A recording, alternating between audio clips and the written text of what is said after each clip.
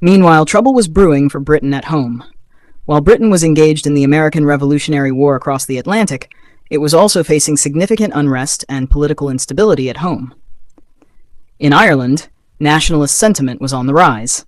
There were increasing demands for legislative independence, and the threat of rebellion loomed large. This unrest was partly fueled by the weakening grip of Britain due to the ongoing war in America.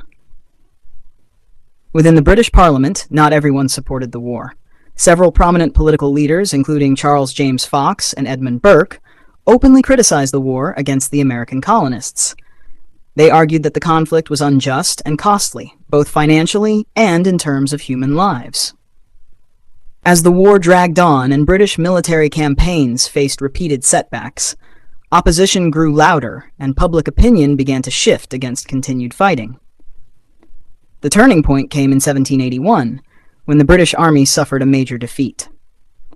General Charles Cornwallis, who led British forces in the southern colonies, found himself surrounded at Yorktown, Virginia, by a combined force of American revolutionaries under George Washington and French troops led by General Rochambeau. After weeks of siege, and with no hope of reinforcements, Cornwallis surrendered on October 19, 1781. This effectively ended major military operations in the American colonies. Ironically, Cornwallis would later serve as Governor-General of India from 1786 to 1793, where he played a key role in administrative and military reforms under British rule. 2 years after the Yorktown defeat, in 1783, the war formally ended. The Treaty of Paris was signed between the United States and Great Britain. Under the terms of the treaty, Britain recognized the independence of the 13 American colonies, bringing an end to the American Revolutionary War. The treaty also established borders for the new nation and granted the U.S. fishing rights off the coast of Newfoundland. This defeat marked a significant moment in British imperial history.